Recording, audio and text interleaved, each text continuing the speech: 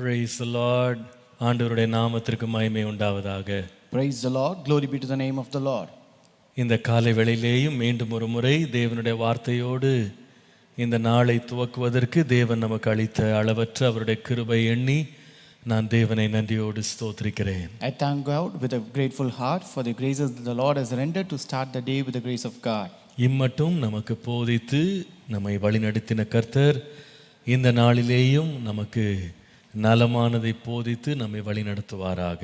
The Lord who has taught us and led us so far will also lead us and teach us that is good to us henceforth. ஆண்டவரே இன்றைக்கு என்னோடு பேசும் என்று நாம் ஆண்டவருடைய சமூகத்திலே கேட்போம். Let us ask the presence of the Lord to speak with us today. ஹல்லேலூயா. ஓம் சித்தம் போ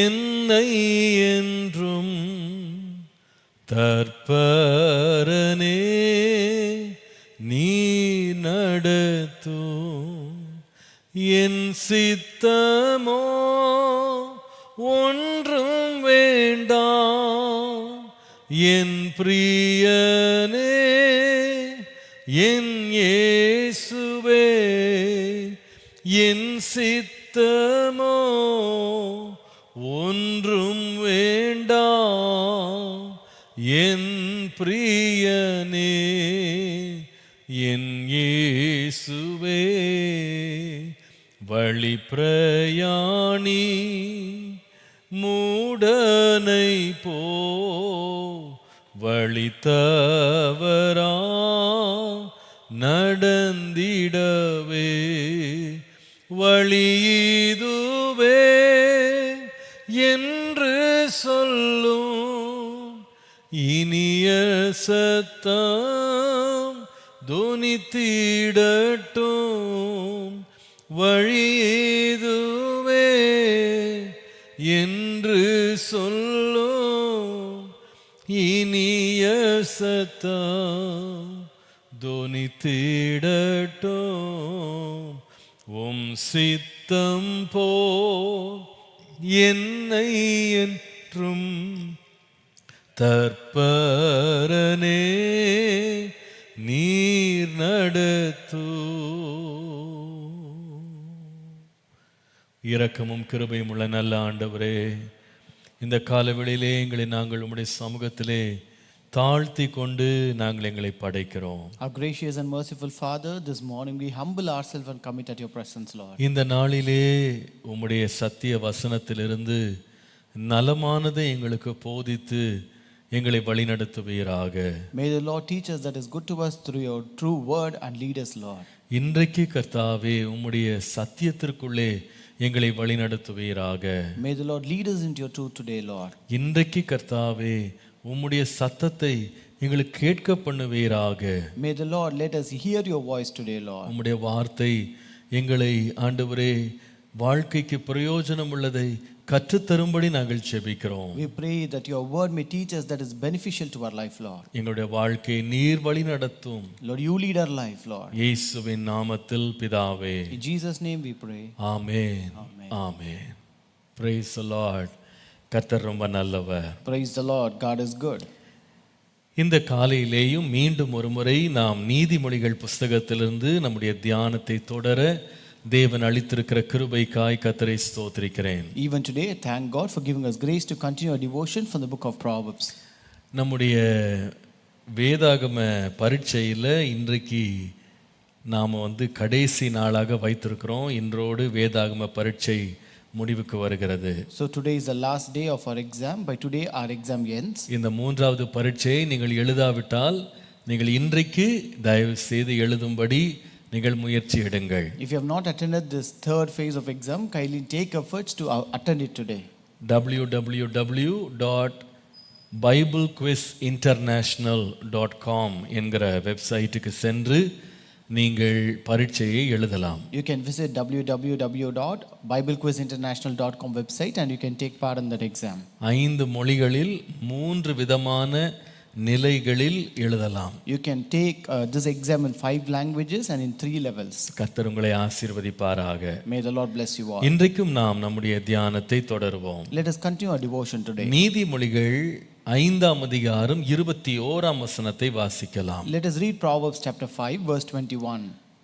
மனுஷனுடைய வழிகள் கர்த்தரின் கண்களுக்கு முன்பாக இருக்கிறது, அவனுடைய வழிகள் எல்லாவற்றையும் அவர் சீர்தூக்கி பார்க்கிறார். For the ways of man are before the eyes of the Lord, and he ponders all his paths. மனிதனுடைய வழிகள் கர்த்தரின் கண்களுக்கு முன்பாக இருக்கிறது. For the ways of man are before the eyes of the Lord, அவனுடைய வழிகள் எல்லாவற்றையும் அவர் சீர்தூக்கி பார்க்கிறார். and he ponders all his paths. கர்த்தருடைய நாமத்திற்கு மகிமை உண்டாவதாக. Glory be to the name of the Lord. மனிதனுடைய வழிகள் என்று இந்த வசனத்தில் குறிப்பிடப்பட்டுள்ளது என்ன? So what is that mentioned as ways of a man here? மனிதனுடைய வழிகள் என்றால் என்ன? What does ways of a man mean? 3 காரியங்களை நீங்கள் விளங்கிக் கொள்ள வேண்டும். You have to understand 3 important things. மனிதனுடைய வழிகள் என்று இங்கே குறிப்பிடப்பட்டுள்ள காரியத்தின் முதலாவது அர்த்தம், ஒரு மனிதன் தன் வாழ்க்கையில எடுக்கும் தீர்மானங்கள். Here ways of man means ways are related to decisions. அவனுடைய தீர்மானங்கள் தான் அவனுடைய வழிகள் என்று சொல்லலாம். Here you can say his decisions to be his ways. அதாவது அவன் என்ன தீர்மானங்களை தன் வாழ்க்கையில் எடுக்கிறானோ, தன் வாழ்க்கையிலே அவன் முன்னேறும் பாதை அதுவாகவே இருக்கும். So his life progresses as a result of series of decisions that he take. நாம் நீங்கள் ஒன்று விளங்கிக் கொள்ளணும், இன்றைக்கு நாம் எடுக்கிற தீர்மானங்கள் தான் நாளைக்கு நம்முடைய வாழ்க்கையின் பின் விளைவுகளை கொண்டு வரப்போகிறது. You have to understand our choices that we make today become our consequences tomorrow. இன்றைக்கு நாம் நல்ல தீர்மானங்களை எடுத்தால் நாளைக்குள்ள பின் விளைவுகளும் நல்லதாய் இருக்கும். If you make your choice and decisions good today, then the consequences will also be good tomorrow. இன்றைக்கு தீமையான தீர்மானங்களை, தவறான தீர்மானங்களை எடுப்போமானால் நாளைக்கு வாழ்க்கையும் தவறுதலாய் மாறும். If you take bad decisions or choices today, then our consequences will also be bad tomorrow. கவனியுங்கள், Listen carefully. ஒரு மனிதன் என்ன விதைக்கிறானோ அதையே அவன் அறுப்பான். Whatever a man sows, so shall he reap. நீங்க ஒரு மாங்கனியின் விதையை விதைத்துட்டு நாளைக்கு தேங்காய்கள் வர வேண்டும் என்று எதிர்பார்ப்பது கூடாத காரியம். If you sow the seed of a mango tree and you expect this coconut tree to come out, it is impossible. ஆகவே இன்றைக்கு எடுக்கிற தீர்மானங்கள் தான் உங்களுடைய வாழ்க்கையின் வழியை நிர்ணயம் செய்கிறது. Therefore, the decisions that you take today determines your ways tomorrow. ரெண்டாவது நீங்க கவனிக்கணும், Second thing, இந்த மனுஷனுடைய வழிகள் என்பது எதற்கு அடையாளமாக இருக்கிறது என்றால், ஒரு மனிதன் எடுக்கிற தீர்மானங்கள் மாத்திரமல்ல, அவன் தேர்ந்தெடுக்கும் திசையை இந்த வழிகள் பிரதிபலிக்கிறது. here second, these waves reflect the direction of a man. ஒரு மனிதன் எந்த திசையில போகணும் அப்படின்றத அவன் தீர்மானிக்கிறான் பாருங்க. அந்த திசை தான் ஒரு மனிதனுடைய வழிகளை பிரதிபலிக்கிறது. Here these ways reflect the direction of a man. இதை எப்படி சொல்லலாம்னு சொன்னா, ஒரு மனிதன் என்று பார்ப்பீர்களானா மனுஷர்களை ஆண்டவர் ஒரு பொம்மை ட்ரெயினை போல ஆண்டவர் உண்டாக்கல. So when you consider here, the Lord did not create man like a toy train. டாய் ட்ரெயினை பார்த்தீங்கன்னா ஒரே ட்ராக்ல அது சுற்றி சுற்றி சுற்றி ஓடிக்கொண்டே இருக்கும். If you look at a toy train, it will be moving around the same track again and again. அதிலிருந்து அது இறங்கிட்டுனா பின்பு அது ஓடாது. So if it get out of the track, it will not move on. எத்தனை ஆண்டுகள் ஓடினாலும் அதிலேயே ஓடிக்கொண்டிருக்கும். No matter how many years it travels in the same track. ஆனால் மனிதன் அப்படி அல்ல. But human being is not so. இப்படிதான் போகணும், இதுதான் செய்யணும், இப்படிதான் சிந்திக்கணும், இப்படிதான் முடிவெடுக்கணும், இந்த பாதையில தான் போகணும்னு அவனுக்கு எந்த நிர்பந்தமும் கிடையாது. Here the man is not having any kind of compulsion that he should go this way, this direction. He has to do this way and that way. அவனுக்கு எந்த ரெஸ்ட்ரிக்ஷனும் கிடையாது. There is no restriction for human beings. நன்மையின் தீமை உனக்கு முன்பாக வைக்கிறேன், நீ தெரிந்தெடுத்துக்கொள் என்று தான் கர்த்தர் சொல்றாரு. The Lord said, I have kept a good and evil before you and you have to choose it. அதனால தான் ஏதேன் தோட்டத்துல கூட ஆண்டவர் மனுஷனை ஒரு பொம்மையை போல உண்டாக்காம நன்மை தீமை அறியத்தக்க கனியும் வச்சுட்டாரு, ஜீவ விருட்சத்துக்கு கனியையும் வச்சுட்டாரு. That's why when the Lord created man in the Garden of Eden, he did not make him as a toy, but Lord set the tree of good and tree of evil before him. நீ எந்த மரத்துக்கு நேராவும் நீ போலாம். So you can go towards any tree you want. உனக்கு முன்பாக 2 பாதை இருக்கு, அகலமான பாதை இருக்கு, குறுகலான பாதை இருக்கு. நீ எந்த பாதை வேணா நீ தெரிந்தெடுக்கலாம்ப்பா. There are 2 paths before you. It is a wider path and a narrow path. You can choose whatever you want. நீங்க ஒரு பாதை, அது ஒரு திசை என்று எடுத்துக்கொள்வீங்களா? ஒரு முக்கியமான சத்தியத்தை நீங்கள் விளங்கிக் கொள்ளணும். நாம் போகிற திசைகளில் பெரும்பாலான திசைகளை நாம் வழியின் பாதியிலே கூட திருப்பிக் கொள்ள வாய்ப்புகள் இருக்கிறதுன்றதை மறந்துடக்கூடாது. When you consider this direction, this important truth you have to understand, most directions can be altered along the way. ஒன்று, நீங்க சரியான திசையில போயிட்டு இருக்கிறதுனால ரொம்ப தைரியம் கொண்டறக்கூடாது. வழியில வழி மாறி போறவங்களும் இருக்கிறாங்க. So since you are taking the right direction, you should not be overconfident because people also alter their way or change their way on the way. They can go astray. அவங்க தொலைந்து போகலாம், அவங்க வழி தப்பி போகலாம். They can go astray or they can be lost on the way. அதே வேளையில நம்முடைய வாழ்க்கையில வழி தப்பி போனாலும் திரும்பவும் சீரான வழிக்கு திரும்பவும் ஆண்டவர் வாய்ப்புகளை எப்பொழுதுமே திறந்து வைத்திருக்கிறார் என்பதையும் நீங்க மறந்துடக்கூடாது. But at the same time, don't forget, even if you take away astray from the Lord, you can again come to the right direction at any point of your life. ஆனால் எவ்வளவு சீக்கிரமா திரும்புறீங்களோ அவ்வளவு நல்லது. But how soon you return, that is always good for you. ஏனென்றால் அந்த you turn அப்படின்றது எப்பொழுதுமே நமக்கு கிடைக்காது. Because you will not get that U-turn always. அடுத்த யூ டர்ன் எடுக்கிறதுக்கு காலம் ஒருவேளை உங்களுக்கு போதாம இருக்கலாம். Maybe you may not have time to take the next U-turn in your life. ஆகவே இன்றைக்கே ரட்சணிய நாள், இன்றைக்கே அனுக்கிரக காலம். No, today, now is the accepted time. Now is the day of salvation. இன்றைக்கு அவருடைய சத்தத்தை கேட்டால் நீங்கள் கோபாக்கினின் பிள்ளைகளைப் போல இருக்காம உடனே நீங்க உங்க வாழ்க்கைக்கு மனம் திரும்புதலுக்கு உங்களை ஒப்பு கொடுங்க. Today, if you hear his voice, do not harden your hearts as in rebellion, but repent and commit yourself to the Lord. அந்த இளைய குமாரனை லூக்கா 15ஆம் அதிகாரத்தில் வாசிக்கும் போது அவன் அப்பாவை விட்டு போகிற ஒரு திசையும் அவன் வாழ்க்கையில அவனுக்கு இருந்தது. அதே வேளையில அப்பாவை நோக்கி திரும்ப வர்ற திசையும் அவன் வாழ்க்கையில் இருந்தது. When you look at the younger son, where we read in Luke chapter 15, he had a direction as away from the father and also to his father. ஆனால் அவன் தகப்பனை விட்டு அவன் போன திசையிலிருந்து தகப்பனை நோக்கி திரும்பி வருகிற திசையை அவன் தெரிந்து கொண்டான். But he chose the direction from away from the father to his father. அதனால கர்த்தர் நமக்கு கொடுக்கிற வாய்ப்புகளை நம்ம விட்டுறக்கூடாது. Therefore, we should not lose the opportunities that the Lord gives us. மனுஷனுடைய வழினா என்ன? What is the way of a man? முதல்ல சொன்ன மனுஷனுடைய வழி என்பது அவனுடைய தீர்மானங்கள். First I said you, these ways are related to decisions. இரண்டாவது, மனுஷனுடைய வழின்னு சொல்றது அவன் வாழ்க்கையிலே அவன் பிரதிபலிக்கும் அவனுடைய திசைகள். Second, I told you, these ways reflect the direction that he take in his life. மூன்றாவது, மனுஷனுடைய வழிகள் என்று சொல்லும் பொழுது அவன் எந்த இடத்திலே சேர போகிறான் என்கிற இடங்கள். The third, ways result in a destination. நாம் இன்றைக்கு எடுக்கிற தீர்மானங்கள், The decisions that we take today, நாம் திரும்புகிற திசைகள், the directions that we take today, எங்க நாம் போய் சேர போகிறோம் என்பதை நிர்ணயம் பண்ணுகிறது. they determine the destination that we reach. மனுஷனுடைய வழிகள் என்று சொன்னா அவன் வாழ்க்கை எங்க போய் முடிய போகுது அப்படின்றது நம்ம கவனமா இருக்கணும். So when you say ways of a man, you should be very careful where his destination is, where his life ends. எல்லா வழிகளுக்கும் ஒரு முடிவு இருக்குன்றதை மறந்துடாதீங்க. Don't ever forget there's an end for every ways. எல்லா வழிகளுக்கும் ஒரே முடிவு கிடையாது. And it is not the same end to all ways. இன்னைக்கு அநேகர் தங்களை வஞ்சித்துக் கொள்றாங்க. all the roads lead to Rome என்று ஒரு வார்த்தை ஒன்று உண்டு. So there's a statement that says all roads leads to Rome.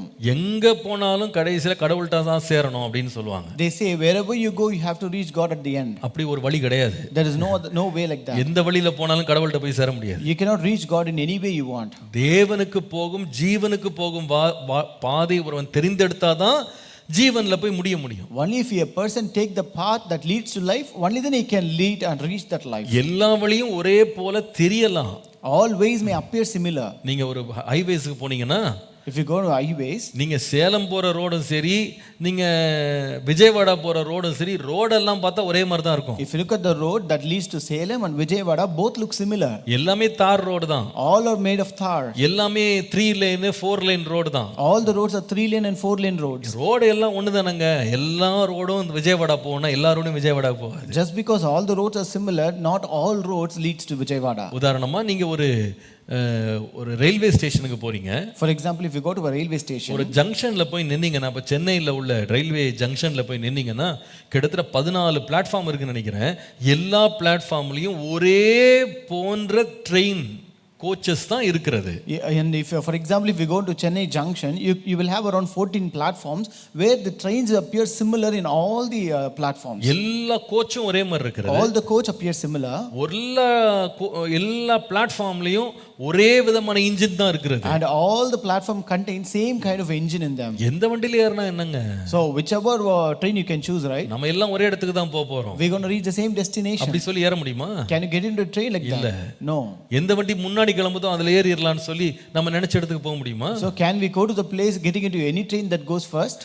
எந்த ட்ரெயின் பக்கத்துல இருக்கோ அதுல ஏறிடுவேன், நான் நினைச்ச இடத்துக்கு போவேன்னு சொல்ல முடியுமா? Can you say I will get into the train which is nearer to me so that I can reach my destination? எந்த ட்ரெயின் வசதியா இருக்கு ஏறுறதுக்கு, அதனால நான் ஏறுவேன், நான் நினைச்ச இடத்துக்கு போவேன்னு சொல்ல முடியுமா? Can you say that this train is comfortable so that I can get into it, I can reach the destination I want? இல்ல. No, not at all. எங்க போகணும்ன்றத எந்த ட்ரெயின் போக போகுதுன்னு யோசித்து தீர்மானித்து அந்த திசையை தேர்ந்தெடுத்து ஒரு மனுஷன் போனா தான் போய் சேர விரும்புகிற இடத்துக்கு போய் சேருவான். Only if a person make the right decision by choosing the train which goes in the right direction, only then he can reach the right destination. முடிவு எல்லாவற்றுக்கும் உண்டு. There is a destination for everything. There is an end to everything. எல்லாவற்றுக்கும் முடிவு உண்டு. There is an end to everything. ஆனா எல்லா முடிவும் ஒன்றல்ல. But not every end is the same.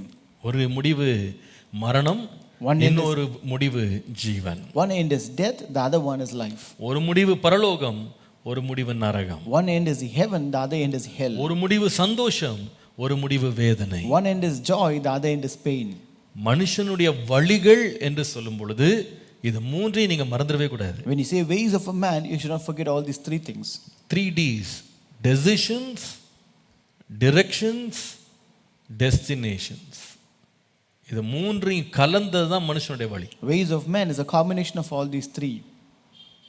அதில் நாம் ரொம்ப எச்சரிப்பாகவும் கவனமாக இருக்கணும். We should be very careful and very concerned about it. இந்த மனுஷனுடைய வழிகளை பற்றி எழுதும் பொழுது when he writes about the ways of man, அவர் சொல்லுகிற வார்த்தையை பாருங்க. look at the word that he says. நீதிமொழிகள் 5:21க்கு திரும்ப வரலாம். Let us come again to Proverbs 5:21. மனுஷனுடைய வழிகள் கர்த்தரின் கண்களுக்கு முன்பாக இருக்கிறது. For the ways of man are before the eyes of the Lord. அவனுடைய வழிகள் எல்லாவற்றையும் அவர் சீர்தூக்கி பார்க்கிறார். And he ponders all his paths. ரெண்டு காரியங்களை அங்க சொல்றாரு. He says two things here. மனுஷனுடைய வழிகள் எல்லாம் அப்படின்னு இருக்கு. It says for all the ways of man. அப்பனா மனுஷன் எல்லாரும் ஒரே வழியில போறது இல்ல. It means not all men take all the same way. ரெண்டாவது, second, அது என்ன சொல்லுகிறதுனா மனுஷனுடைய வழிகள் பல வகையாக இருந்தாலும் எல்லா மனுஷனுடைய வழியும் கர்த்தருக்கு மறைவா இல்ல. And also it says though the ways of man are different but not everything hidden from God. ஒரு வழி கூட தேவனுக்கு மறைவானது கிடையாது. So not even a single way is hidden from the Lord. எல்லா வழிகளையும் கர்த்தர் அறிந்திருக்கிறார். The Lord knows all our ways. மூன்றாவது, third, ஒரு மனுஷன் பல வழிகள் தனக்கு முன்பாக இருக்கும்போது அவன் எந்த வழியை வேணாலும் தெரிந்து கொள்ளலாம். If a man has many ways before him, he can choose any ways he want. ஆனால் அவன் மாத்திரமல்ல, அவன் கவனிக்கிறானோ கவனிக்கலையோ கர்த்தர் அவனுடைய வழிகளை சீர்தூக்கி பார்க்கிறார். No matter whether he monitors or not, but the Lord ponders all his paths. இன்னொரு விதமாய் சொன்னால் கர்த்தர் அவன் போகிற பாதைகள் மேல் கவனமாய் இருக்கிறார். In other words, the Lord is much concerned and monitors the path that he takes. நாம கூட அலட்சியமா நம்ம பாதையில போயிரலாம். Even we may take that path carelessly and despise it. ஆனால் கர்த்தர் நம்முடைய பாதைகள் மேல் ரொம்ப கவனமாய் இருக்கிறார். But the Lord is much concerned about our paths. கர்த்தருடைய நாமத்திற்கு மகிமை உண்டாவதாக. Glory be to the name of the Lord. மனுஷனுடைய பாதைகள், மனுஷனுடைய வழிகள் என்று சொல்லும் பொழுது மனுஷன் நீயே தீர்மானம் பண்ணிக்கப்பா, நீயே நடத்திக்கப்பா, நீயே நியாயம் செய்துக்கப்பா, நீயே எல்லாவற்றையும் நடத்துப்பா அப்படின்னு ஆண்டவர் விடுறது இல்லை. When it says ways of man or paths of man, the Lord doesn't let us take or choose our way, whatever we want, do whatever we want.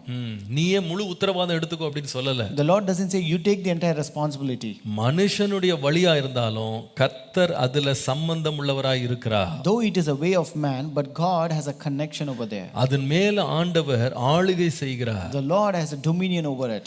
தேவனுக்கும் மனிதனுடைய வழிக்கும் பெரிய தொடர்பு இருக்கிறது. There is a great connection between the ways of man and God. அதுதான் இன்னைக்கு உங்களோட நான் பேச போகிறேன். That is what I'm going to speak today. தேவன் நம்முடைய வழிகளின் மேல் கண்ணோக்கமாய் இருக்கிறார். The Lord ponders all our paths. தேவன் நம்முடைய வழிகளை சீர்தூக்கி பார்க்கிறார். The Lord ponders our paths. தேவனுக்கும் நம்முடைய வழிகளுக்கும் உள்ள இணைப்பு என்ன, தொடர்பு என்ன? What is the connection between God and our ways? ஒரு சில சத்தியங்களை உங்களோடு நான் பகிர்ந்து கொள்ள விரும்புகிறேன். I want to share few truths with you. மனுஷனுடைய வழின்னு சொல்லும்போது இந்த 3 வார்த்தையை நீங்க மனதில் வைத்துக் கொள்ளுங்க. When you say ways of man, have these 3 D's in your mind. நான் ஒவ்வொரு முறை நான் அதை குறிப்பிடும் போதும் மனுஷனுடைய தீர்மானங்கள், மனுஷன் போகிற திசைகள், அவன் சேருகிற இடங்கள்ன்றது உங்க மனசுல இருந்துகிட்டே இருக்கணும். in the back of your head. Every time I mention this word, you have to have this man's decision, man's direction, man's destination in your head. கர்த்தருடைய நாமத்திற்கு மகிமை உண்டாவதா. Glory be to the name of the Lord. சில சத்தியங்களை கவனிக்கலாம். முதலாவது, The first truth, யோபு 23:10 பாருங்க. Job 23:10.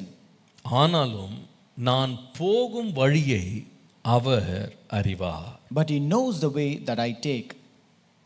மனிதனுடைய வழிகளை குறித்து வேதம் சொல்லுகிற முதலாவது சத்தியம் என்னவென்றால், தேவன் நம்முடைய வழிகளை அறிந்திருக்கிறார். The first truth about ways of man that the Bible says is, God is acquainted with our paths. நம்முடைய வழிகள் ஒன்று கூட அவருக்கு புதிதானதெல்லாம் கிடையாது. None of our way is new to him. நம்முடைய எல்லா தீர்மானங்கள், நம்முடைய எல்லா திசைகள், நாம் போய் சேர முனைகிற எல்லா முடிவுகளையும் கர்த்தர் முற்றிலும் அறிந்திருக்கிறார். The Lord is absolutely familiar with all our decision, with all our directions and with our destination. என் வசனத்தை கேட்கிறவங்க எல்லாம் நல்லா கவனிங்க. Everyone listen to me when you listen to the word. நீங்க எடுக்கிற தீர்மானங்கள், நீங்க போகிற திசைகள், நாம எந்த இடத்துக்கு போகணும்னு தீர்மானம் பண்ணிட்டு நாம எடுக்கிற பிரயாசங்களை நம்முடைய வீட்டில் உள்ள கணவன், மனைவி, அப்பா, அம்மா, பிள்ளைகள் யாருமே அறியாமலே நம்ம மறைச்சிட்டு நம்ம ஒரு வழியில் ஒரு தீர்மானத்தில் முன்னேறி போயிட்டு இருக்கலாம். Maybe we can progress in our life, in our decisions, directions and destination, concealing everything from our family members, from our husband, wife, or parents, children, everyone. எல்லாருக்கும் கண்ணை மூடிட்டு நம்முடைய தீர்மானங்களை மறைச்சிடலாம். You can blindfold everyone's eyes and you can cover up your decisions. எல்லா திசைகளையும் யாருமே நம்மளை சந்தேகப்படாத அளவுக்கு நம்ம மூடி மறைச்சு போகலாம். You can cover up all your directions that no one can doubt about you and move on. ஆனால் கர்த்தருடைய பார்வைக்கு நம்ம மறைக்கவே முடியாது. But there is nothing hidden from the Lord. நான் போகும் வழியை கர்த்தர் அறிவார். For the Lord knows the way that I take. தேவனுக்கு நம்முடைய ரகசியத்தை போய் சொல்லி கொடுக்க வேண்டிய ஆட்கள் யாருமே அவசியம் இல்லை. God doesn't need any informants to tell about our secrets. நாம் எடுக்கிற தீர்மானங்களை பற்றி, நாம் வினைகிற திசைகளை பற்றி, நாம் போய் சேர வேண்டும் என்று முனைகிற முடிவுகளை பற்றி நாம் கூட தேவனிட்ட சொல்ல வேண்டிய அவசியம் இல்லை. Even we need not update our decisions, directions and destinations to God. வேற யாரும் நம்மளை பற்றி ஆண்டவர்ட்ட புகார் செய்ய வேண்டிய அவசியம் இல்லை. And the Lord doesn't need anyone to complain or inform about us. ஆண்டவரே கொஞ்சம் ஆராய்ச்சி பண்ணுங்கப்பா, அவன் வழி சரியில்லை. Lord, you search and see that his ways are not right. ஆண்டவரே அவன் போக்கு சரியில்லை, நீங்க கொஞ்சம் கண்டுபிடிங்க, எங்க போயிட்டு இருக்கான்னு கண்டுபிடிங்கலாம் யாரும் அவர்கிட்ட சொல்ல வேண்டியதில்லை. It is not necessary that no one need to tell God to search our ways and find our mistakes there. எல்லாவற்றையும் கர்த்தர் அறிந்திருக்கிறார். The Lord knows everything. 2 ராஜாக்கள் 6ஆம் அதிகாரம் 8 முதல் 12 வசனங்களை வாசிப்பீர்களானால், If you read 2 Kings chapter 6 verses 8 to 12, ஒரு அருமையான சம்பவம் இருக்கிறது. it's a very beautiful incident. அங்கே வாசிக்கிறோம், அக்காலத்திலே சீரியாவின் ராஜா இஸ்ரவேலுக்கு விரோதமாக யுத்தம் பண்ணி இன்னென்ன ஸ்தலத்திலே பாளையம் இறங்குவேன் என்று தன் ஊழியக்காரரோட ஆலோசனை பண்ணினான். Here the king of Syria was making war against Israel and he consulted with his servants saying, my camp will be in such and such a place. ஆனால் எலிசா என்கிற தேவனுடைய மனுஷன் இஸ்ரவேலின் ராஜாவினிடத்தில் ஆள் அனுப்பி இன்னென்ன இடத்துக்கு போகாதபடி எச்சரிக்கையாயிரும், சீரியர் இங்கே இறங்குவார்கள் என்று சொன்னான். But Elisha the man of God sent to the king of Israel saying, beware that you do not pass this place, for the Syrians are coming down there. அப்போ இஸ்ரவேலின் ராஜா 10ஆம் வசனத்துல தேவனுடைய மனுஷன் தன்னை எச்சரித்து தனக்கு குறித்து சொன்ன ஸ்தலத்திற்கு மனுஷரை அனுப்பி பார்த்து எச்சரிக்கையாயிருந்து இப்படி அநேகந்தரம் தன்னை காத்து கொண்டான். Then the king of Israel sent someone to the place of which the man of God had told him. Thus he warned him and he was watchful there, not just once or twice. 11ஆம் வசனம் சொல்கிறது, verse 11 says, இந்த காரியத்தின் நிமித்தம் சீரிய ராஜாவின் இருதயம் குழம்பி அவன் தன் ஊழியக்காரரை அழைத்து, நம்முடையவர்களில் இஸ்ரவேலின் ராஜாவுக்கு உளவாளியாய் இருக்கிறவன் யார் என்று நீங்கள் எனக்கு அறிவிக்க மாட்டீர்களா என்று கேட்டான். So here he said, therefore the heart of the king of Syria was greatly troubled by this thing, and he called called his servants and said to them, will you not show me which of us is for the king of Israel? அதற்கு 12ஆம் வசனத்துல அவனுடைய ஊழியக்காரர்ல ஒருவன் சொல்லுகிறான். In verse 12 he says, அப்படியல்ல என் ஆண்டவராகிய ராஜாவே, நீர் உம்முடைய பள்ளி அறையிலே பேசுகிற வார்த்தைகளையும் இஸ்ரவேல் இருக்கிற தீர்க்கதரிசியாகிய எலிசா இஸ்ரவேலின் ராஜாவுக்கு அறிவிப்பான் என்று சொன்னான். And one of his servants said, none my lord O king, but Elisha the prophet who is in Israel tells the king of Israel the words that you speak in your bedroom.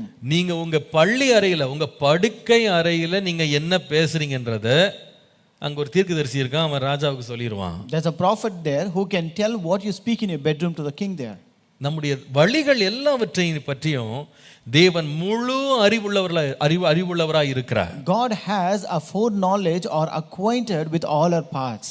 எல்லாமே அவருக்கு முன்பாக வெட்ட வெளிச்சமாய் இருக்கிறது. Everything is an open book before him. இதைதான் 139ஆம் சங்கீதத்துல முதல் 12 வசனங்கள்ல நாம் வாசிக்கிறோம். This is what you read in Psalm 139 first 12 verses. கர்த்தாவே, நீர் என்னை ஆராய்ந்து அறிந்திருக்கிறீர்.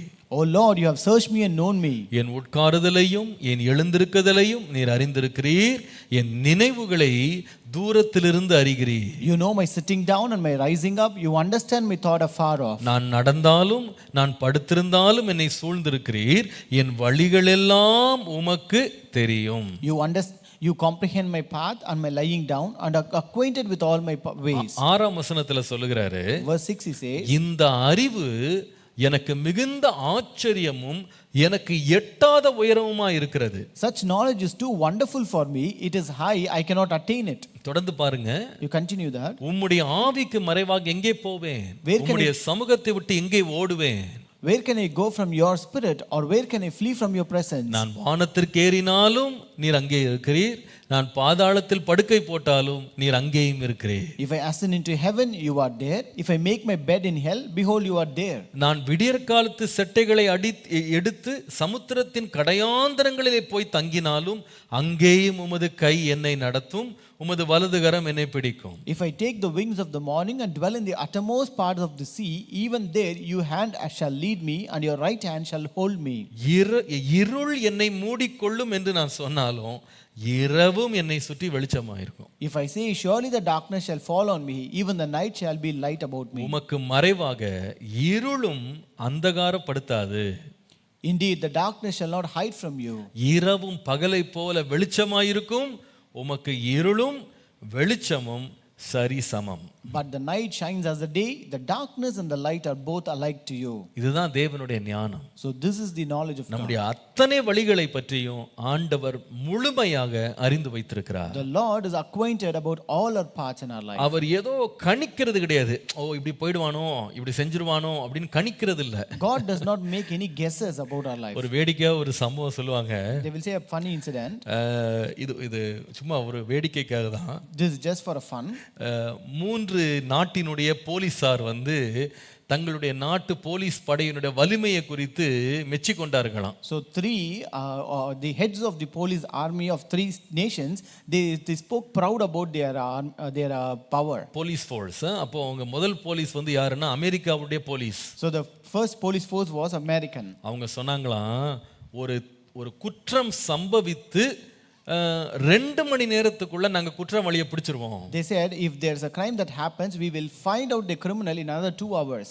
அப்போ பக்கத்துல அதே இடத்துல இங்கிலாந்தினுடைய போலீஸ் இருந்தாங்களாம். So there was the head of the England army force beside him. அந்த லண்டன் போலீஸ் சொன்னாங்களாம், அதெல்லாம் ஒண்ணும் இல்ல, நாங்கலாம் 1/2 மணி நேரத்துக்குள்ள குற்றவாளியை பிடிச்சிருவோம். London police said we will find the criminal in half an hour. அப்போ பக்கத்துல இந்திய போலீஸ் உட்கார்ந்து சிரிச்சுக்கிட்டே இருந்தாங்களாம். Indian police was sitting beside them and was laughing. என்னப்பா சிரிக்கிற? They asked, why are you laughing? இதெல்லாம் ஒண்ணுமே இல்ல. These are all nothing. நாங்க குற்றம் நடக்கிறதுக்கு 1 மணி நேரத்துக்கு முன்னாடியே குற்றவாளியை பிடிச்சிருவோம் அப்படினா. We will catch the criminal even before 1 hour before the crime happens. இத வேடிக்கையா சொல்லுவாங்க. They say this was a fun. ஆனா ஒருவேளை மனுஷன் பிடிக்கிறானோ பிடிக்கலையோ, அறிஞ்சிருக்கிறானோ அறியலையோ, தேவன் எல்லா வழிகளையும் அறிந்திருக்கிறார். No matter whether man knows it or not, finds out or not, but God knows all our ways. எதுவுமே அவரை நம்முடைய வழிகளுக்கு மறைக்க முடியாது. Nothing can hide him from our paths. மனுஷன் என்ன வேணா தன் வாழ்க்கையில தன் வார்த்தைகளால சவால் விடலாம், என்ன வார்த்தைகள் வேணா பேசலாம், அது தேவன் நம்ம எங்க போயிட்டு இருக்கிறோம், எங்க போய் சேர போறோம்ன்றதை மறைக்க போறது இல்ல. Man can speak any words or words of challenge, he can do anything, but that will not hide the direction or decision that we're going to take in our life. மத்தேயு 26ஆம் அதிகாரம் 39-35 பாருங்களேன். Matthew 26 verses 31 to 35. இயேசு தம்முடைய சீஷர்களை நோக்கி சொல்லுகிறார், Jesus said unto his disciples, மேய்ப்பனை வெட்டுவேன், மந்தையின் ஆடுகள் சிதறடிக்கப்படும்.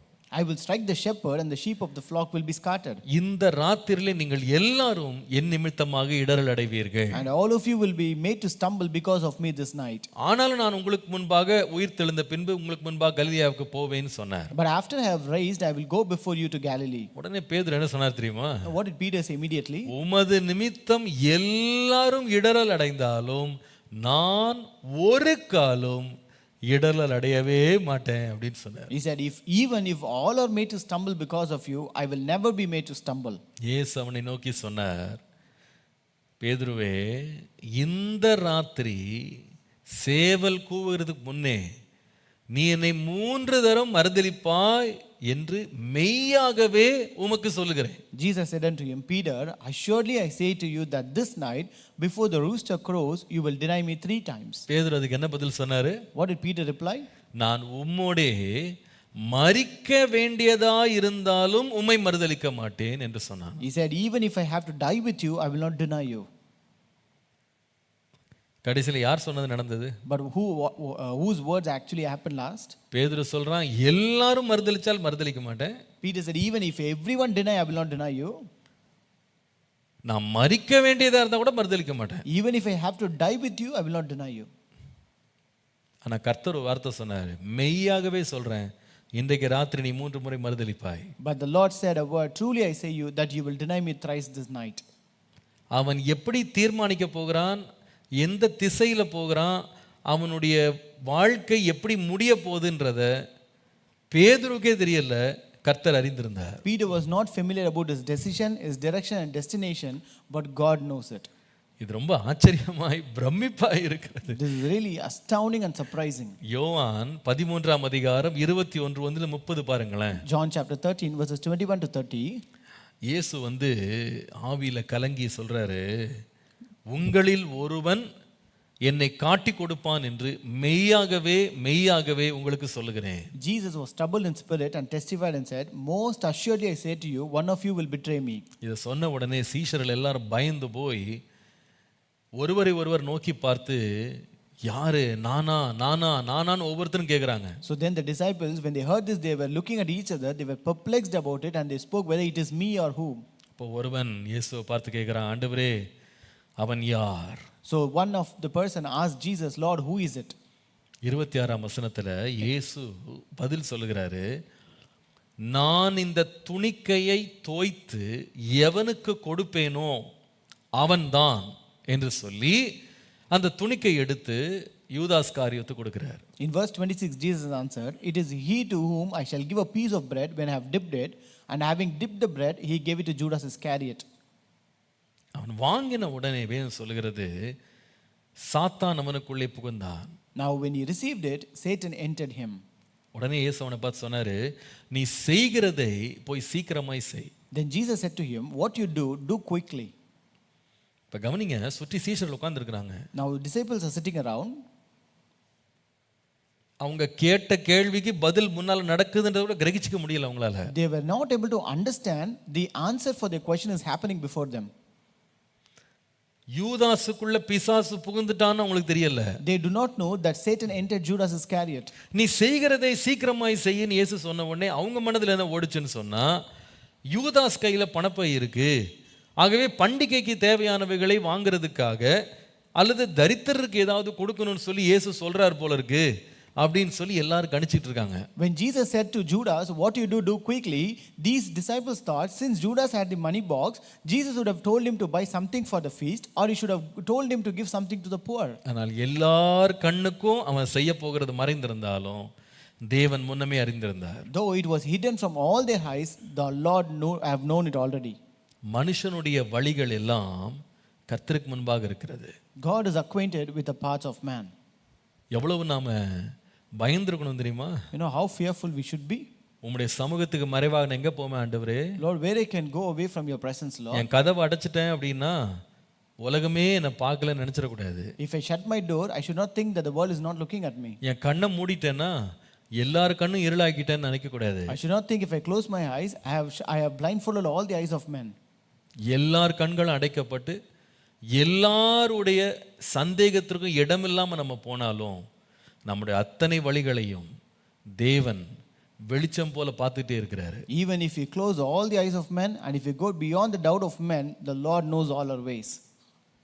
தேவன் நம் வழிகளில் எப்படி சம்பந்தப்பட்டிருக்கிறார்? How is the Lord connected with our ways? முதலாவது நம்முடைய அத்தனை வழிகளையும் அவர் அறிந்திருக்கிறார். First, God is acquainted with all our paths. சில பேர் நம்ம ரொம்ப சாதுரியமாக நம்முடைய மறைவான திட்டங்களை மறைச்சு வச்சுக்கிட்டு மனுஷனுக்கு ரொம்ப இனிமையா பேசி நம்ம ரொம்ப நயமா வஞ்சகமா பேசி நம்ம தந்திரமா பேசி நடந்ததை நடக்காதது போலவும் நடக்காததை நடந்தது போலவும் அழகா பிக்சரைஸ் பண்ணி அவங்கள நம்ப வச்சிடலாம். Some of us might be smart enough to speak in such a way, concealing the actual matter within ourselves, but speaking in such a way that people can easily be deceived and believe that the lies as truth.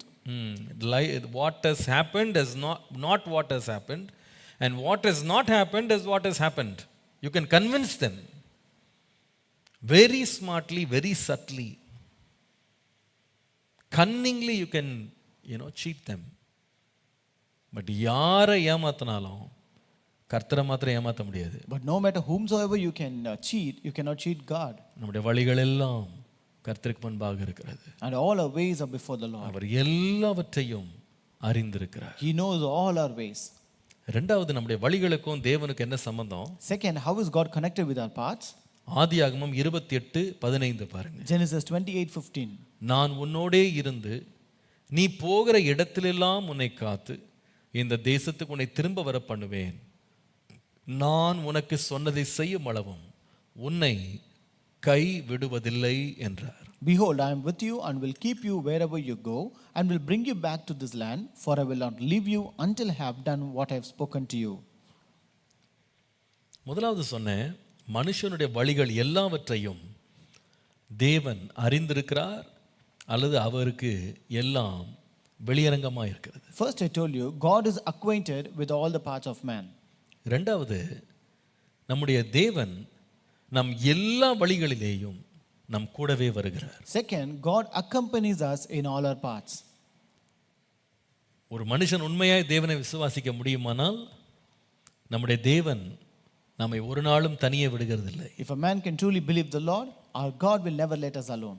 ஆண்டவர் இங்கே வாக்கு பண்ணுகிறார். The Lord has promised here. நீ போகிற இடத்தில் எல்லாம் நான் உன்னை காப்பேன், இந்த தேசத்துக்கு திரும்ப வர பண்ணுவேன், நான் சொன்னதை செய்கிற வரைக்கும் உன்னை விட்டு விலக மாட்டேன், உன்னை கைவிட மாட்டேன். Here the Lord promises, I will keep you wherever you go and will bring you back to this place, and I will not leave you until I have done what I have spoken to you. நம்முடைய தேவன் உண்மை உள்ளவர். Our God is faithful God.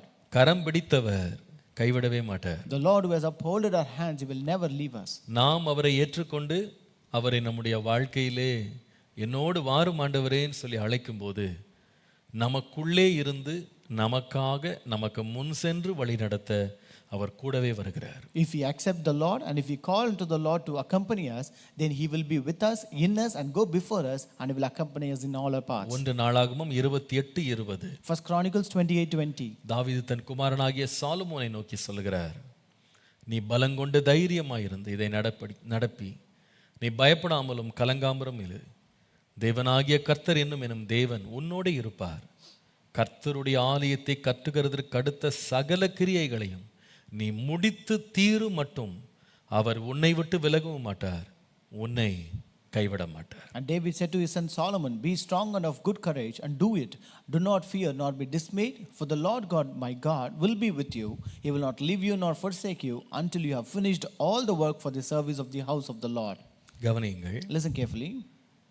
மனுஷனுடைய வழிகளோடு தேவன் சம்பந்தப்பட்டிருக்கிறார் என்று சொல்லும் பொழுது முதலாவது சொன்னேன், தேவன் நம்முடைய எல்லா வழிகளையும் அறிந்திருக்கிறார் அப்படின்னும் போது அதை கண்டு நாம் எச்சரிப்படைய வேண்டும். So when I said the Lord has a connection with the ways of man, and the first point when I said God is acquainted with all our paths, then we should be very careful about our paths. இரண்டாவது, second, தேவன் நம்முடைய வழிகளோடு சம்பந்தப்பட்டிருக்கிறார்னு சொல்லும்போது நம்முடைய தேவன் நம் கூடவே வருகிறார் என்கிற சத்தியத்தை நீங்கள் அறிவீர்களானால் எதை கண்டும் பயப்படாமல் கலங்காமல் நாம் முன்னேறலாம். When I say that the Lord has a connection with our paths and where God accompanies us in all our paths, and if you believe that, we can go forward without any fear. எனக்கு இதில் ரொம்ப பிடித்த காரியம் என்னன்னா, அந்த 2 வசனம் 2 விதமான நிலைகளை பேசுகிறது. So in these 2 verses speaks about 2 different levels. முதலாவது நாம் வாசித்த வசனத்தில் கர்த்தர் சொல்லுகிறார், நான் உன்னோட இருப்பேன். In the first verse that we read, the Lord says, I am with you. தனிப்பட்ட விதமாய் நாம் தேவன் நம்முடைய வழிகளில் நம்மோடு கூட வருகிறார் என்பதை நம்மால் விசுவாசிக்க முடியும். So here we can believe and trust Lord that he can come personally with us. என்னோட அவர் வருவார். He will come personally with me.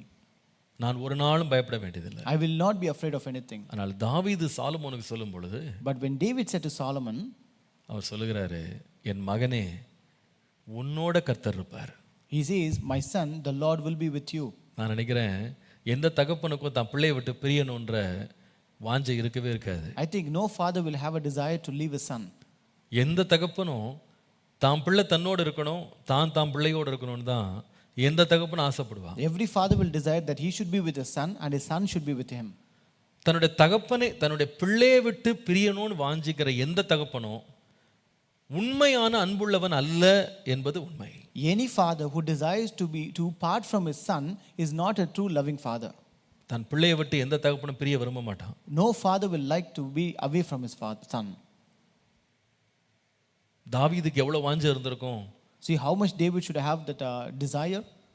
இவ்வளோ பணமும் பொருளும் பொன்னும் வெள்ளியும் சேர்த்து தான் பிள்ளைகிட்ட கொடுத்துட்டு தான் பிள்ளை மூலமாக கட்டப்படுகிற ஆலயத்தில் அவன் இருக்கணும்னு எவ்வளோ ஆசைப்பட்டிருப்பான். Having stored up so much of silver, gold, riches, and which he have given to his son, and how much he would have desired to live in that temple of God which he is going to construct. தான் பிள்ளையோடு சேர்ந்து அந்த ஆலயம் கட்டப்படுறத அவன் பார்க்கணும்னு எவ்வளோ ஆசைப்பட்டிருப்பான். How much he would have desired in his heart to look at the temple that is being constructed by his son. ஒரு பக்கம் அவனுக்கு பயம் கூட இருந்திருக்கும். On one side he would have had a fear in his heart. என் பிள்ளைக்கு போக்குவரத்து கூட தெரியாம இருக்கான். My son doesn't know even his going and coming. கோடான கோடி விலை மதிப்புள்ள பொன்னையும் வெள்ளியும் அவன் கையில கொடுத்துட்டு போறேன். I give so many millions and billions of gold and silver in his hands. இதை வைத்து அவன் எப்படி செய்வான், எப்படி கட்டுவான், எப்படி முடிப்பான், எந்த தகப்பனுக்கு ஒரு பயம் இருக்கும். So every father will have the fear how we will manage, how we will handle it, how we will finish this work. ஆனால் தாவீதுக்கு ஒரு பெரிய உன்னத ஞானம் இருந்தது. But David had a divine wisdom in him. தேவனை குறித்த ஒரு புரிதல் அவனுக்கு இருந்தது. He had a good understanding about God. அவனுக்கு தெரியும், He knows, என் பிள்ளையோட நான் இல்லாம போயிட்டாலும் though I am not with my son, என் தேவன் என் பிள்ளையோடு இருப்பார். my Lord will be with my son. நீ ஆரம்பித்த வேலையை நீ செய்து முடிக்கிற வரைக்கும் அவர் உன்னை விட்டு விலகவே மாட்டாரு, உன்னை கைவிட மாட்டார். He will not leave you nor forsake you until you have finished all the work for the service of the house of the Lord. நான் சொல்லுவேன், கர்த்தர் நம்முடைய வழிகளில் நம்மோடு கூட வருகிறார் என்பது நமக்கு தனிப்பட்ட விதத்தில் தைரியத்தை கொடுக்கிறது மாத்திரமல்ல, நம்முடைய சந்ததிகளை நினைக்கும் போதும் அது நமக்கு ஒரு பெரிய ஆறுதலை தருகிறது. When you believe that God accompanies in our path, it not only gives a personal confidence in us, but it also gives a bright hope about our descendants. கர்த்தருடைய நாமத்திற்கு மகிமை உண்டாகுது. Glory be to the name of the Lord. சில வேளையில் சில பிள்ளைகளை வெளிநாடுகளுக்கு அனுப்ப வேண்டிய நிர்பந்தம் வரும். Sometimes there comes situation where they have to send their children to abroad. சில வேளையில் நாங்கள் இஸ்ரேல் பயணத்துக்கு போகும்போது சில பிள்ளைகள் தங்கள் பெற்றோரை கொண்டு எங்கிட்ட கொடுத்துட்டு, பாஸ்டர் எங்கள் அம்மாவை கொஞ்சம் பத்திரமா பார்த்துக்கிடுங்க அப்படின்னு சொல்லி அனுப்புவாங்க. Sometimes when we go to Israel trip, certain children will bring their parents to us and they will say, Pastor, please take care of our parents. சில பெற்றோர் தங்கள் வாலிப பிள்ளைகளை கொண்டு எங்கள் கையில் ஒப்பு கொடுத்துட்டு, பாஸ்டர் என் பிள்ளைகளை உங்களை நம்பி தான் அனுப்புகிறேன், நீங்கள் உங்களுக்கு கண்காணிச்சுக்கிடுங்க, கொஞ்சம் பத்திரமா பார்த்துக்கிடுங்க எங்கள் பிள்ளைகளைன்னு சொல்லுவாங்க. So some parents will come and commit their children, young children to us, and they will say, Pastor, we trust you and we send our children, please do take care of them. நாங்கள் சில தடவை சொல்லுவோம், நீங்களும் கூட வாங்களேன். Sometimes we used to call them, you also accompany us. சில பேர் சொல்லுவாங்க, பாஸ்டர் எல்லாரும் ஒரே நேரத்தில் கிளம்புறதுக்கு எங்கிட்ட பண வசதி இல்லை. They will say, Pastor, we don't have the enough money for us to all come together for the trip. சில பேர் சொல்லுவாங்க, பாஸ்டர் வரணும்னு ஆசை தான், ஏன் உடம்பு ஒத்துழைக்க மாட்டேங்குது? Some people may say we desire to come, but our health condition is not accompanying it. சிலர் சொல்லுவாங்க, எங்க பெற்றோரோட வரணும் ஆசைதான் பாஸ்டர், எனக்கு இத்தனை நாள் லீவ் கொடுக்க மாட்டாங்க. Some children will say we like to accompany with our parents, but they will not give us leave in our office. அப்போ எல்லாரும் உணர்றாங்க, ஒரு குறிப்பிட்ட கட்டத்துல விரும்பினா கூட கூட போக முடியாது. So at one point of time everyone realized that even if you desire you cannot accompany them. ஆனா அவங்களுக்கு என்ன தைரியம் தெரியுமா? But what is the hope they have? Pastor கூட போறாரு. Pastor is accompanying them. பாஸ்டருடைய மனைவி கூட போறாங்க. Pastor's wife is going along with them. அதனால என் பிள்ளைய பத்திரமா பாத்துக்கிடுவாங்க. Therefore they will take care of my child. அதனால அவங்க அந்த ஏர்போர்ட்டை விட்டு போகும்போது ஒரு நிம்மதியா போறாங்க. Therefore when they leave that airport they go in peace. அவங்க ஒரு சந்தோஷமா போறாங்க. They will go with joy. தைரியமா போறாங்க. They will go with a confidence. என் பிள்ளைக்கு ஒண்ணும் ஆகாது. Nothing will happen to my child. சில பேர் நான் அங்க ஏர்போர்ட்லயே சொல்றத கேட்டேன். I've heard many people say in the airport even, அம்மா நீ ஒண்ணும் கவலைப்படாத. Mom, you don't worry about anything. ஏமா என் மகனே நீ எதுக்கும் கவலைப்படாத. My son, do not be worried about anything. என்ன வேணாலும் பாஸ்டர்ட்ட போய் சொல்லு. So whatever you want, go and tell pastor. ஏதாவது தேவைனா நீ பாஸ்டர்ட்ட சொல்லு. If you need something, go and tell pastor. சில பிள்ளைங்க என்கிட்ட சில பிள்ளைங்க என்கிட்ட சொல்லியிருக்காங்க, Some children have told me, pastor எங்க அம்மாட்ட வந்து ஒரு $300 தான் கொடுத்துருக்கேன் பாஸ்டர்.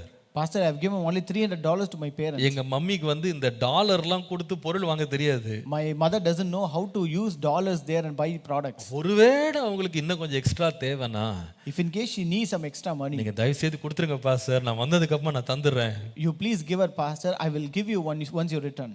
என்ன ஒரு நம்பிக்கை! What a kind of hope. ஒரு மனிதனையே இன்னொரு மனுஷன் இவ்வளவு நம்புவானா? If a man can trust and believe a mere man, வானத்தையும் பூமியும் படைத்த கர்த்தரை நாம் எவ்வளவு நம்பலாம்? how much we can hope and trust the Lord, the maker of heaven and earth. ஒரு அழிந்து போகிற மனுஷன் மேலேயே நம்ம இவ்வளவு நம்பிக்கை வைக்கிறோம்னா, when we can trust so much upon a mortal man in this world, நேற்றும் இன்றும் மாறாமல் இருக்கிற கர்த்தரை நாம் எவ்வளவு நம்பலாம்? how much we can trust and hope the Lord who is never changing. அவர் என்னை விட்டு விலக மாட்டார். He will never leave me. என்னை கைவிட மாட்டார். He will never forsake me. என் வழிகளில் எல்லாம் என் கூடவே வருகிறார். He will accompany me in all my paths. மூன்றாவது, Third, மனிதனுடைய வழிகளுக்கும் தேவனுடைய வழிகளுக்கும் சம்பந்தம் என்ன? what is the connection between the ways of man and God? சங்கீதம் 32:8. Psalm 32:8. சங்கீதம் 32:8. Psalm 32:8. நான் உனக்கு போதித்து நீ நடக்க வேண்டிய வழியை உனக்கு காட்டுவேன், உன்மேல் என் கண்ணை வைத்து உனக்கு ஆலோசனை சொல்லுவேன். I will instruct you and teach you in the way you should go. I will guide you with my eye. முதலாவது சொன்னேன், மனுஷனுடைய வழிகளுக்கும் தேவனுக்கு என்ன சம்பந்தம்னு சொன்னா, நம்முடைய வழிகள் எல்லாவற்றையும் தேவன் அறிந்திருக்கிறார். First I told you what is the connection between the ways of man and God. First, God is acquainted with all our paths. ரெண்டாவது சொன்னேன், நம்முடைய எல்லா வழிகளிலேயும் அவர் கூட வர உண்மை உள்ளவராய் இருக்கிறார். Second, I told you God accompanies us in all our paths. மூன்றாவது ஒரு சத்தியம் இருக்கு. The third truth, நம்முடைய மனுஷனுடைய வழிகளிலே தேவன் நமக்கு உதவி செய்கிறவராய் இருக்கிறார். God assists us in all our paths. நமக்கு உதவி செய்கிறார். He will assist us.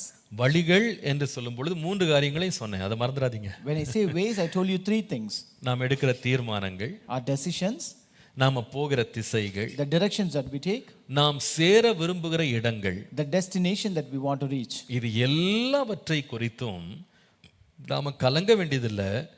தேவன் அவைகளிலே நமக்கு உதவுகிறவராய் இருக்கிறார். We need not be afraid about all these things, but we have God who can assist us in all our paths. நல்ல கவனிங்க. Listen carefully. அந்த வார்த்தை ரொம்ப அழகா இருக்குல்ல? This word here is very நான் beautiful. உனக்கு போதிப்பேன், I will instruct you. நீ நடக்க வேண்டிய வழியை காட்டுவேன், I will teach you the way that you should go, உன்மேல் என் கண்ணை வைப்பேன், and I will keep my eyes upon you, உனக்கு ஆலோசனை சொல்லுவேன். and I will guide you. எவ்வளவு அருமையா இருக்குது! How beautiful it is. இது எப்படின்னு சொன்னா, உன்னை வந்து கையை பிடிச்சி தரன்னு இழுத்துட்டு போக மாட்டேன். So it is like not that way that I will hold on to your hand and drag you as such. என்ன செய்வேன்னா, சத்தம் விடுவேன், I will make you a voice, உனக்கு போதிப்பேன், and I will teach you, உனக்கு ஆலோசனை சொல்லுவேன், I will guide you, காட்டுவேன், I will show you. உன்னை விட்டு என் கண்ணை விலக்க மாட்டேன். I will not take away my eyes from you. ஒன்றை நீங்க நல்லா விளங்கிக் கொள்ளணும். You have to understand something. தேவன் ஒரு மனுஷனுடைய வழிகளை நடத்துகிறார் அப்படின்னு சொல்லும்போது, நீங்க தப்பா நினைச்சுக்கிட கூடாது. ஒவ்வொரு செகண்டும் ஒவ்வொரு நிமிஷமும் ஆண்டவர் என்கிட்ட பேசிட்டே இருப்பாரு.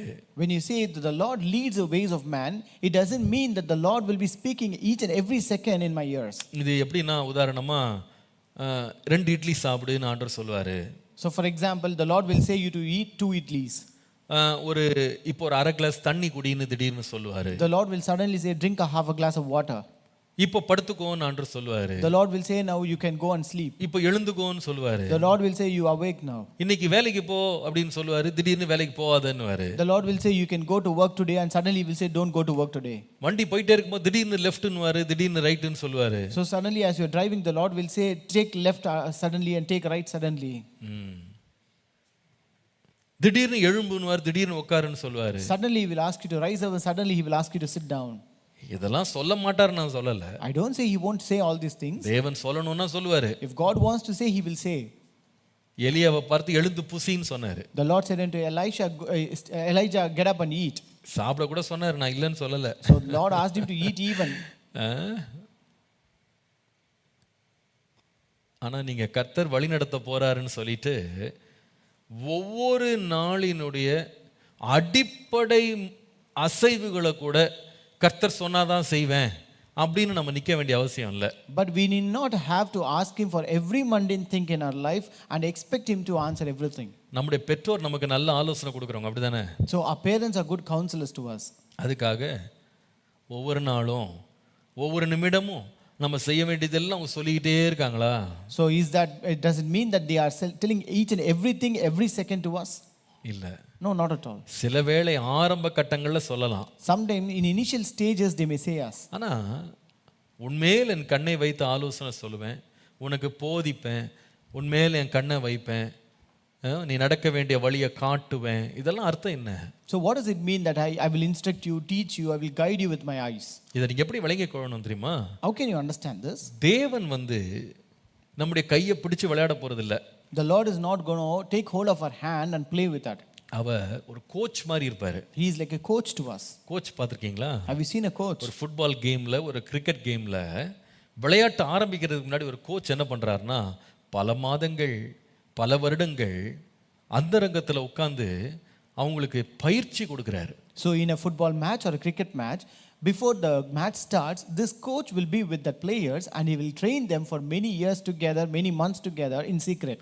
ஆனா விளையாட்டு ஆரம்பித்த உடனே அந்த கோச் ஃபீல்டுக்குள்ள வர மாட்டாரு. But once the play starts, that coach will not enter the field. அவர் என்ன பண்ணுவாருன்னா, அந்த ஃபீல்டுடைய வெளியில உட்கார்ந்து அப்படியே பார்த்து கொண்டே இருப்பார். He will be sitting outside that field and he will be watching the match. எப்பயாவது ஒரு முறை ஒரு சத்தம் போடுவாரு. Once in a while he will make some noise.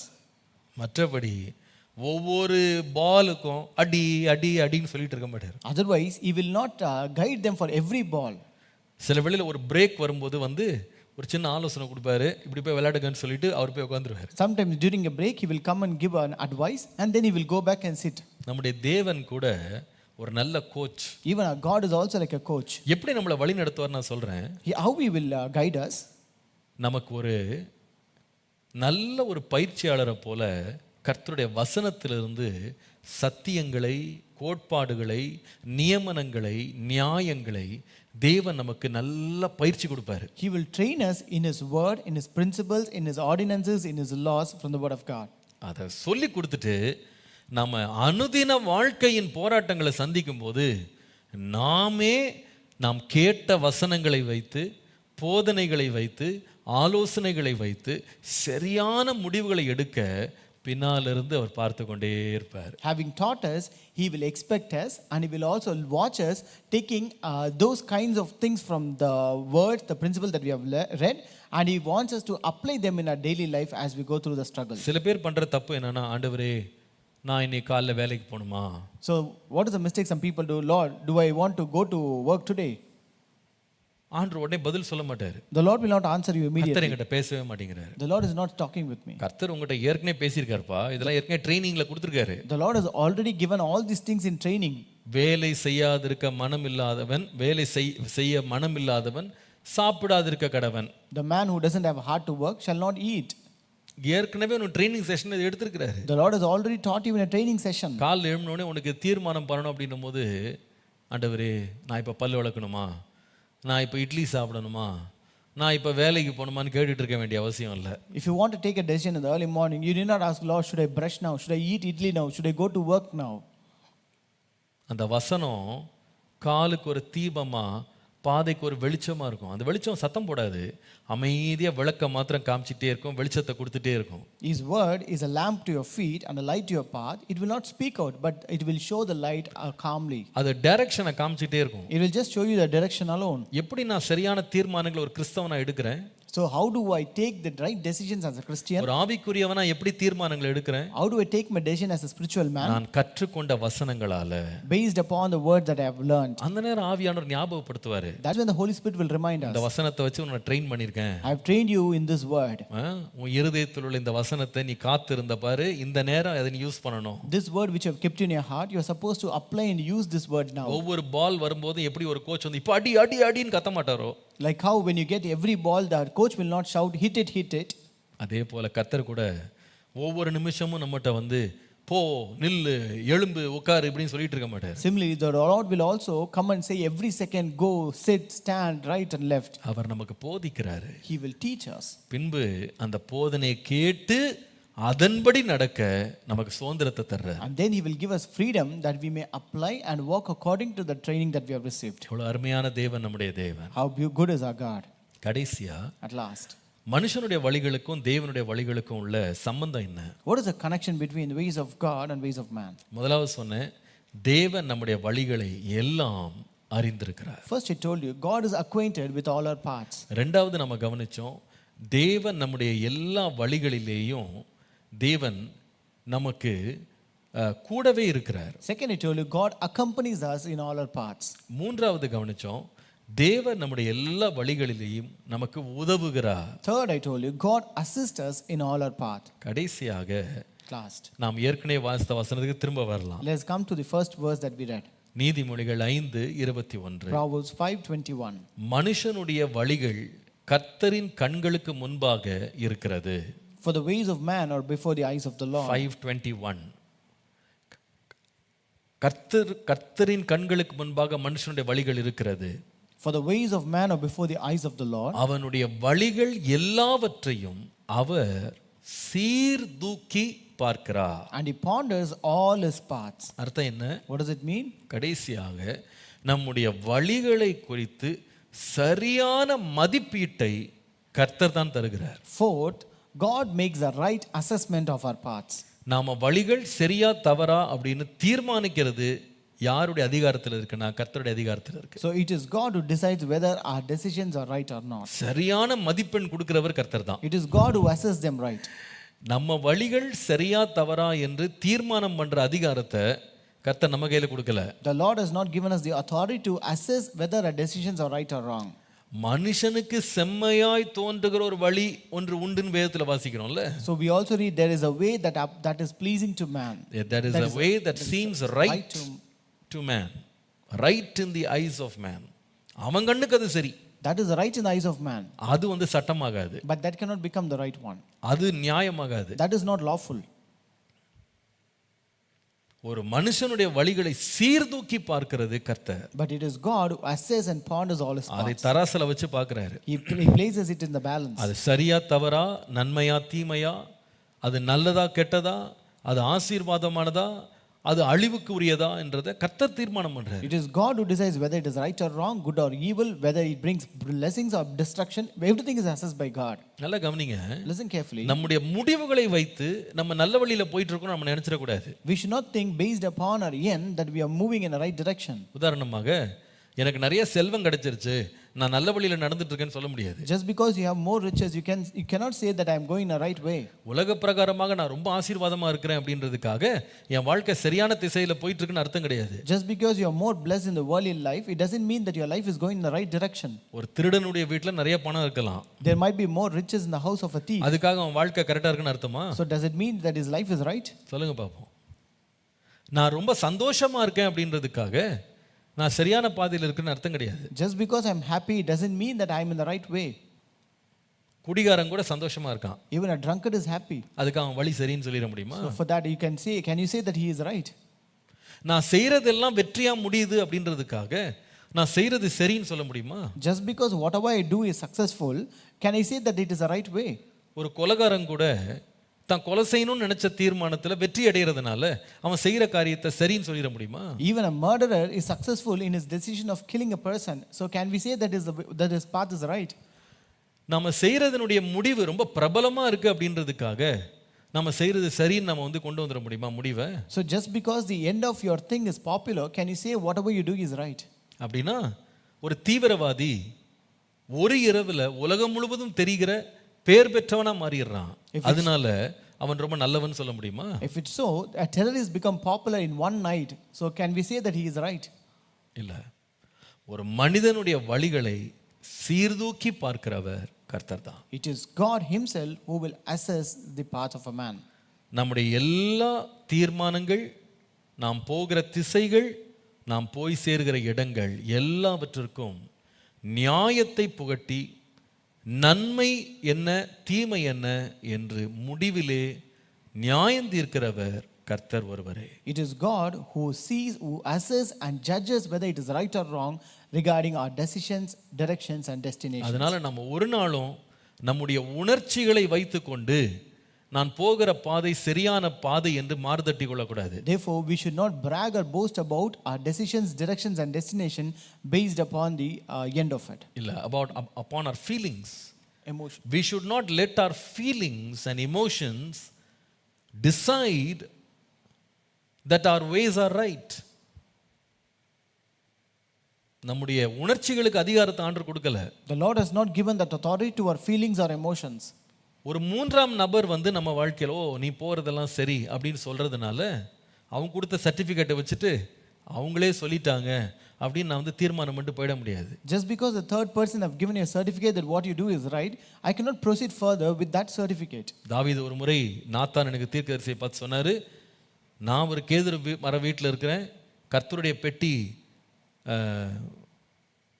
கூடாரத்தில் இருக்கு, கர்த்தருக்காக நான் ஒரு ஆலயத்தை கட்டணும்னு விரும்புகிறேன்னு சொன்ன உடனே நாத்தான் சொன்னாரு, கர்த்தர் உம்மோடு இருக்கிறார், உம்முடைய மனதில் உள்ளபடி எல்லாம் செய்யும் சொல்லிட்டு போயிட்டாரு அவரு. Once when David said to the prophet Nathan that I live in a house of cedar but the ark of God is in a tent, so I want to construct a temple for God.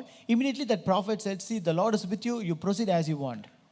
உம்முடைய இருதயத்தில் உள்ளபடி எல்லாம் நீர் செய்யும். Do as you want in your heart. அதனால அது கர்த்தருடைய வார்த்தையா? So does it mean that is the word of God? இல்ல. No. அவன் வீட்டுக்கு போன உடனே கர்த்தர் திருப்பி அனுப்புனார் அவனை. When he went home, the Lord again sent him. நீ பேசுனது ஒருவேளை தாவீதுக்கு ரொம்ப சந்தோஷமா இருந்திருக்கலாம். Maybe David might be happy with what you have spoken. ஆனா நான் சொல்றேன் தாவீது கட்ட மாட்டான். But I tell you, David will not build it. அவனோட மகன் தான் கட்டுவான், போய் சொல்லு போ. But his son will construct it, you go and tell him. தயவு செய்து யாரோ ஒருத்தர் உங்களை சர்டிஃபிகேட் கொடுத்துட்டாங்கன்னு சொல்லி என் வழி வந்து கர்த்தருக்கு முன்பாக கரெக்டாக இருக்குன்னு சொல்லி நீங்கள் தயவு செய்து தீர்மானம் பண்ணிடாதீங்க. Don't make a decision and think that your path is right just because of the certificate which is given by a third person. உங்கள் மனம் உங்களுக்கு வந்து சந்தோஷத்தை கொடுத்துருச்சு அப்படின்ன உடனே அது சரின்னு தீர்மானம் பண்ணாதீங்க. Just because your heart is filled with happiness, don't think that is the right one. ஒருவேளை நீங்கள் நினைச்சதை சாதிச்சிட்டீங்க அப்படின்றதுக்காக கர்த்தர் அதில் இருக்கிறான்னு நினைச்சிடாதீங்க. Just because you have achieved what you have thought, that doesn't mean or don't think the Lord is in that thing. ஒருவேளை நீங்கள் செய்கிற ஒரு காரியத்துக்கு எந்த தடையுமே வரல அப்படின்ன உடனே கர்த்தர் அதில் இருக்கிறான்னு நீங்கள் நினைச்சிடாதீங்க. Just because nothing has obstructed what you have done, it doesn't mean the Lord is there in that. முடிவில் நம்மை நியாயம் தீர்க்க போகிறது கர்த்தருடைய வார்த்தை. It is the word of God that is going to judge us at the end. சூழ்நிலைகள் அல்ல. It is not the situation. மனம் அல்ல, மனுஷன் அல்ல. It is not your heart or man. மனுஷன் பார்வையில் சிலதெல்லாம் வந்து தோல்வி போல தெரியலாம். Certain things that is seen by man may appear to be failure. இயேசு சிலுவையிலே தொங்கின பொழுது சுற்றி வந்து பார்த்தவங்க யாரும் அதை பாராட்டல, அவரை பரிகாசம் தான் பண்ணாங்க. When Jesus was hanging on the cross, the people who came around, they did not appreciate him, they were mocking at him. அவங்க சிரிச்சிட்டதனால, அவங்க அங்கீகரிக்காததனால இயேசு தேவனுக்கு பிரியமில்லாத செய்தார்னு அர்த்தமா? Just because they mocked at him, just because they did not accept him, does it mean that Jesus did something which was against the will of God? இல்ல. No. அவருடைய சித்தத்தை செய்து முடித்தார். He accomplished the will of God. அவரை தான் தேவன் எல்லா நாமத்திற்கும் மேலான நாமத்தை கொடுத்து உயர்த்தினார். And unto him the Lord gave the name above all names and exalted him. ஸ்தேவானுடைய முடிவு ரொம்ப பயங்கரமாக இருந்தது. The end of Stephen was really terrible. மனுஷனுடைய பார்வையில அது பெரிய தோல்வி போல தெரிந்தது. In the sight of man it appeared to be a great failure. என்னங்க ஊழியம் முடிச்சாரு, கல்லெறிஞ்சு கொன்னுட்டாங்க. See, he has accomplished a ministry but they stoned him to death. மனுஷன் சொல்லியிருப்பான், கொஞ்சம் வேற மாதிரி பேசி இருக்கலாம், தப்பா பேசிட்டாருன்னு சொல்லியிருக்கலாம். Men would have told, see, he spoke in a wrong way, would have spoken right. இப்படி எல்லாம் பேச வேண்டியது இல்ல. It is not necessary for him to இதெல்லாம் speak. சொல்ல வேண்டிய அவசியம் இல்லைன்னு சொல்லியிருக்கலாம். They would have told it is not necessary for him to speak all these things. ஆனா அவன் எடுத்த பாதை, அவன் எடுத்த தீர்மானம், அவன் செய்த காரியம், அவன் போன திசை, அவனுடைய முடிவு நல்லதா கெட்டதான் தீர்மானித்தது என்னன்னு கேட்டா, இதோ என் கண்களை வானத்துக்கு நேரம் ஏறெடுக்கிறேன், வானம் திறக்கப்பட்டுக்கிறதையும் இயேசு கிறிஸ்து பிதாவின் வலது பரிசத்தில் எழுந்து நிற்கிறதையும் காண்கிறேன்னு சொன்னான் பாருங்க, அதுதான் decision making. So the end of the work that he did was when he saw and when he lifted up his eyes, I saw that the heavens is open, the heaven was open, and the Father was on the right side of the Jesus stood on the right side of the Father. That is the deciding factor. நம்முடைய வழிகளை நாம சீர்தூக்கி பார்க்கிறது இல்ல, மனுஷன் சீர்தூக்கி பார்க்கிறது இல்ல, கர்த்தர் சீர்தூக்கி பார்க்கிறார். It is not we assessing or men assessing our paths, but God assesses and ponders all our paths. என் வழிகளை உமக்கு ஒப்பு கொடுக்கிறேன். Lord, I commit my paths to you. என் வழிகளை நீர் நடத்தும். Lord, you lead my path. நீர் ஆளுகை செய்யும். You take control of it. இன்னைக்கு அதிகாலையில் நான் ஒரு 2 மணி 3 மணிக்கு 2:30 மணிக்கு எழும்பினேன். காலையிலிருந்து என்னை உடைச்சு நொறுக்கி என்னை திரும்ப திரும்ப என் மனதில் பாட வைத்த பாடல், உம் சித்தம் போல் என்னை என்றும் தற்பரனே நீர் நடத்தும். This morning I woke up at 2:30. Right from the morning, the song that really broke me and made me to sing again and again is this song. இந்த பாடலை தெரிந்தவங்க என்னோடு சேர்ந்து பாடுங்க. Join with me as you sing this song. உம் சித்தம் போல் என்னை என்றும் தற்பரனே நீர் நடத்தும். ஒரு ஜெபமாக இந்த பாடலை தேவ சமூகத்திலே பாடி நாம் கர்த்தரை மகிமைப்படுத்துவோம். Let us sing this song as a prayer in the presence of God and glorify the Lord. Hallelujah. Thank you, Lord. Thank you, Jesus.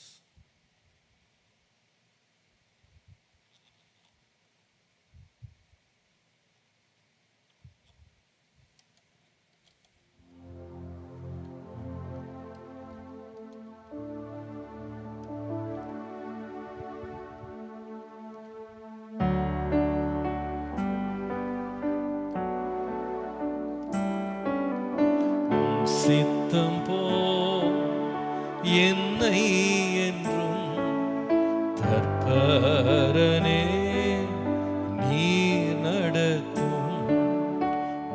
சித்தம் போல் என்னை என்றும் தற்பரனே நீர் நடத்தும். என் சித்தமோ ஒன்றும் வேண்டாம், என் பிரியனே என் இயேசுவே. என் சித்தமோ ஒன்றும் வேண்டாம், என் பிரியனே என் இயேசுவே.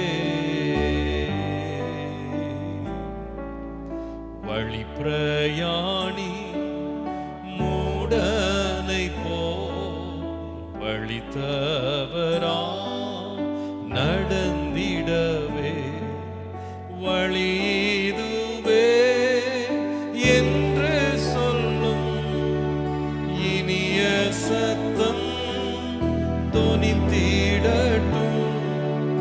வழி இதுவே என்று சொல்லும் இனிய சத்தம் தொனித்திடட்டும்.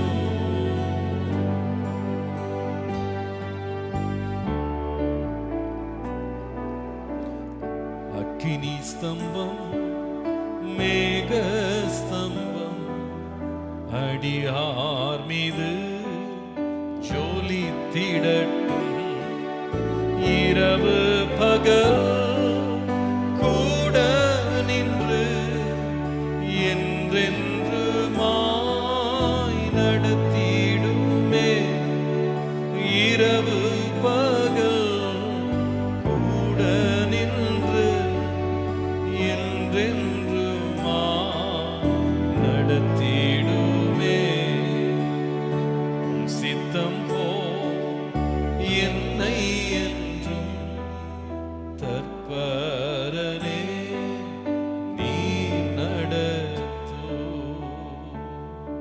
எண்ணிடேன் நான் யாவொன்றையும் புண்ணியர் தேசம் காணும் வரை பரதேசியா சஞ்சரிப்பே பாரம் என்னை தாக்கிடாமல் பரதேசியா சஞ்சரிப்பே பாரம் என்னை தாக்கிடாமல் சித்தம் போ என்னை என்றும் தற்பரனே நீ நடத்தும் என் சித்தமோ ஒன்றும் வேண்டாம் என் பிரியனே என் இயேசுவே என் சித்தமோ ஒன்றும் வேண்டாம் என் பிரியனே என் இயேசுவே.